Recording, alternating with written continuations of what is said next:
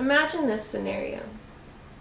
It's a beautiful fall day and you're walking your dog through the busy, bustling park. Now pause. What do you notice first? Or better yet, how do you perceive your surroundings? Well, probably not the same way the child playing on the playground does, and probably not the same way the elderly couple sitting over on the bench does. Why is this? Well, today I'm going to talk to you about 4 steps that we all go through to form our perceptions of the world around us. I'm sure everybody would love to know why they view the world the way they do, or at least some more insight on it. According to Alder and Proctor's book, Looking Out, Looking In, we all go through a selection, organization, interpretation, and negotiation phase to form our perceptions. I think it would do us all a lot of good to take a look at what each of these definitions mean. Starting with definition number 1, selection. Selection is the first step in our perception process.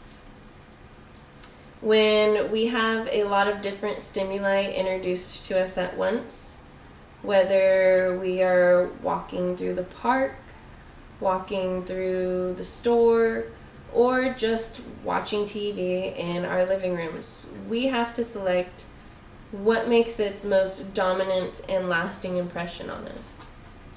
What we're going to remember from that specific situation.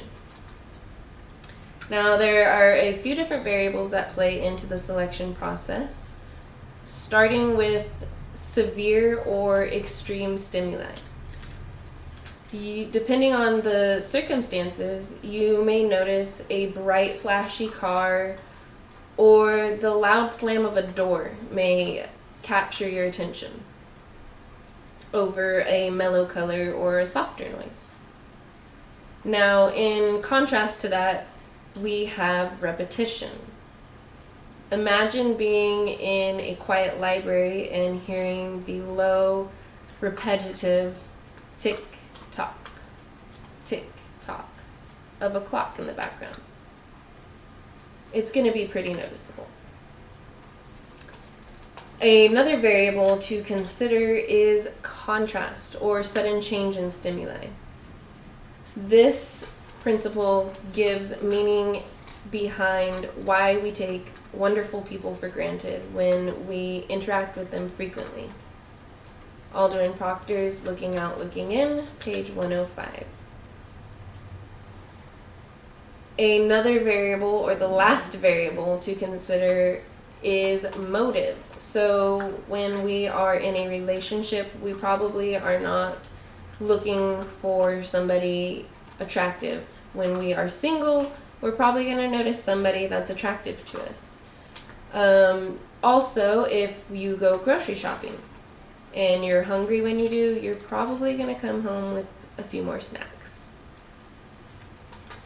When we are going through the selection process, it's good to be aware and not overlook any unfairness or flaws in a situation because we are biased towards a person.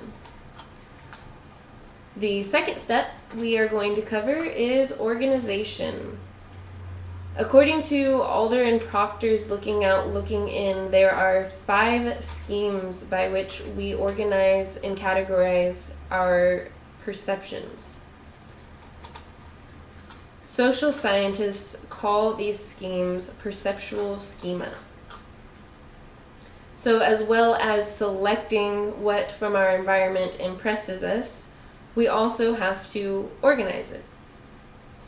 The 5 schemes that we use are as follow: appearance, social role, psychological traits, interaction style, and membership.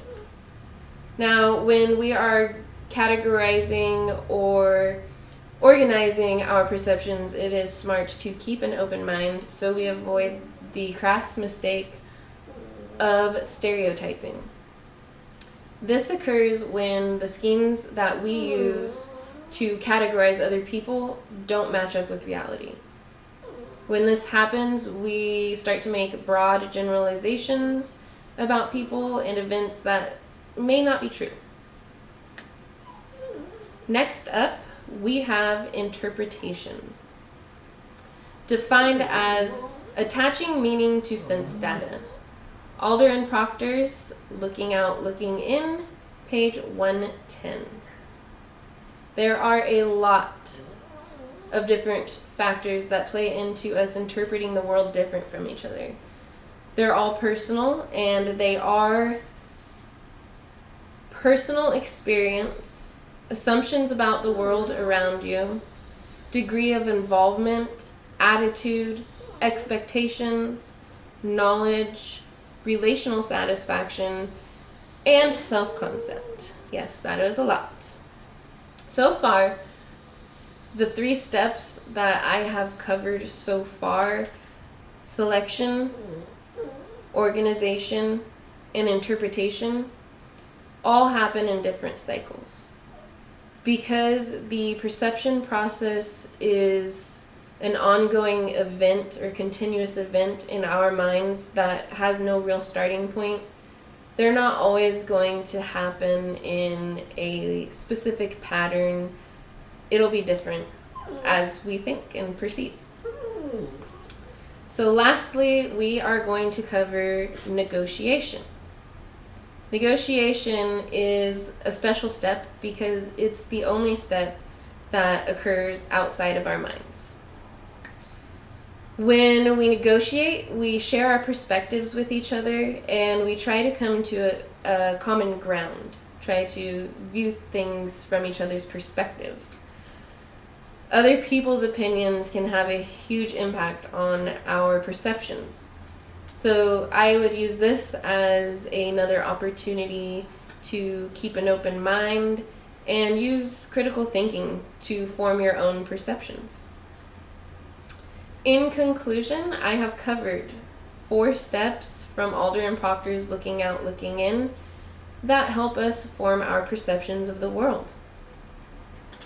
Each of these require an open mind and I think an in-depth understanding of how we select what makes its impression on us, how we organize the world around us, how we interpret events, and also how we let others influence our perceptions of the world.